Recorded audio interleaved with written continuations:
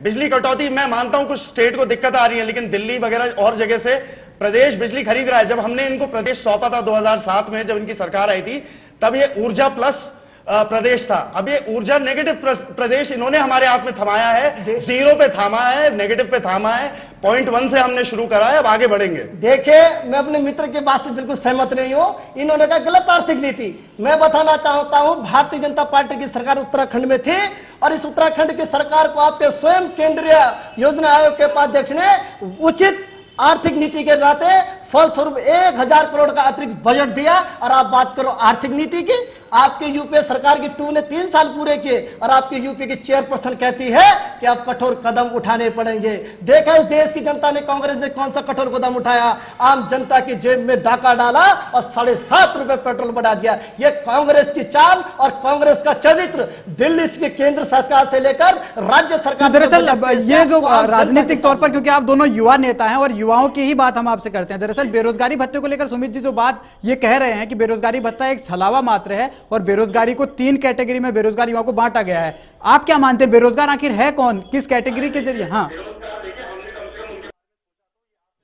अरे देखिए, बेरोजगार, देखिए हमने कम से कम उनके बारे में सोचा तो ये आज तक मुझको एक नीति बना दे जो इन्होंने बेरोजगारों के बारे में भत्ता देने की बात सोची हो। हमने तो अपने मैनिफेस्टो में जो बात कही थी वही हम इंप्लीमेंट कर रहे हैं रोड मैप के द्वारा, और हम भत्ता देंगे उन लोगों को। नियमावली बनेगी, वो बनेगी कैबिनेट मीटिंग में। उसके लिए मेरा कहना उचित नहीं रहेगा।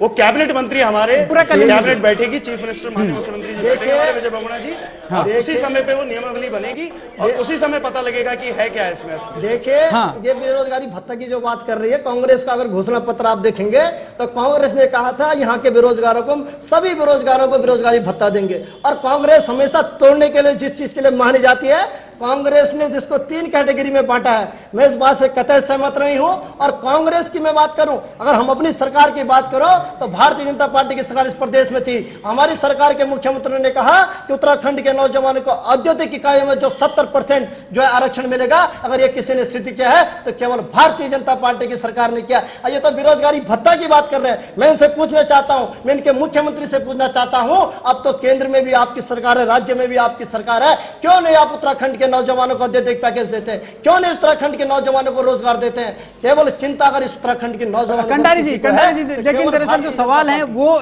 इसलिए उठ रहे हैं क्योंकि 2007 में जब आपका मैनिफेस्टो आया था सरकार बनने से पहले, तब बीजेपी ने कहा था हम बेरोजगारी भत्ता देंगे, लेकिन 5 साल गुजर गए, वो वायदा पूरा नहीं हुआ। देखिए, आप फिर गलत, उसमें बेरोजगारी भत्ता की बात हमने नहीं की। हमने कहा था यहाँ के नौजवानों को औद्योगिक देंगे, विकास देंगे, और हमारी सरकार ने स्वरोजगार की तरफ पहल की। हमारी सरकार ने जो है वीटन से गढ़वाली योजना चलाई कि यहाँ के उत्तराखंड के नौजवानों को आसानी से ऋण मिल सके, यहाँ के नौजवानों को रोजगार मिल सके। इसकी प्राथमिकता भारतीय जनता पार्टी की रही है। और कांग्रेस की मैं बात करूं, कांग्रेस तो आप किस बातचीत की आप बात करें, यह कांग्रेस तो अंतर किला की उसमें युद्ध में लड़ रही है। जिस प्रकार से इनके विधायक काले पट्टी बांध कर आ रहे हैं, विरोध दर्ज करा रहे हैं, तो देखिए कि किस प्रकार का बजट ये पेश कर सकते हैं। और उत्तराखंड के नौजवानों को कांग्रेस से कोई उम्मीद कभी नहीं रही, ना कभी रहेगी, मगर निश्चित तौर पर उत्तराखंड के नौजवान 2014 में कांग्रेस को मुंह तोड़ जवाब देंगे। अब ये मान रहे हैं कि उपचुनाव में बीजेपी ने अपनी हार मान ली है अभी से।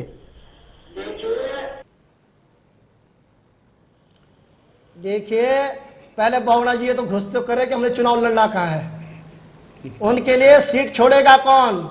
अरे जिस दिन कांग्रेस अपना, जिस दिन बहुगुणा जी अपनी सीट डिसाइड कर देंगे तो भारतीय जनता पार्टी भी अपनी सीट कैंडिडेट घोषित कर देगा।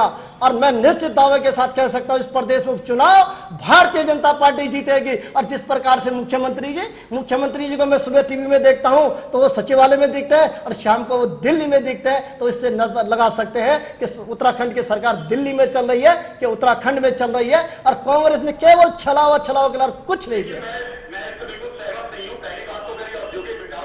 देखिए, मैं इससे बिल्कुल सहमत नहीं हूं। पहली बात तो अगर ये औद्योगिक विकास की बात करें तो जो सिडकुल एरिया स्थापित हुए हैं, चाहे वो हरिद्वार हो, चाहे वो हमारा पंतनगर हो, वो कांग्रेस पार्टी और माननीय नारायण दत्त तिवारी जी के समय पे हुए हैं।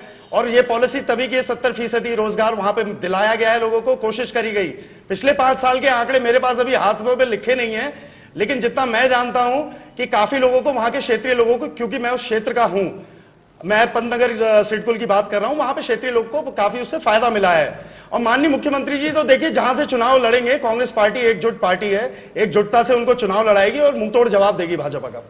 कंडारी जी जो हाँ हमारे मित्र ने कहा कि औद्योगिक पैकेज, पहले मैं अपने मित्र से पूछना चाहता हूं कि इस उत्तराखंड को विशेष राज्य का दर्जा और इस प्रदेश को औद्योगिक पैकेज का दर्जा किसने दिया? केवल इस प्रदेश की भारतीय जनता पार्टी की सरकार केंद्र में थी।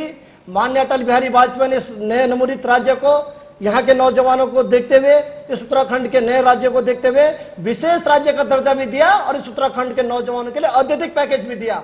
ये मान सकते हैं कि उस दौरान में राज्य में आपकी सरकार थी, मगर आज ऐसी कौन सी बात है? मैं अपने मित्र से पूछना चाहता हूं कि राज्य में भी आपकी सरकार है, केंद्र में आपकी सरकार है, और आए दिन आपके मुख्यमंत्री भारत सरकार के मंत्री से मिल रहे हैं और आप कह रहे हैं बिजली।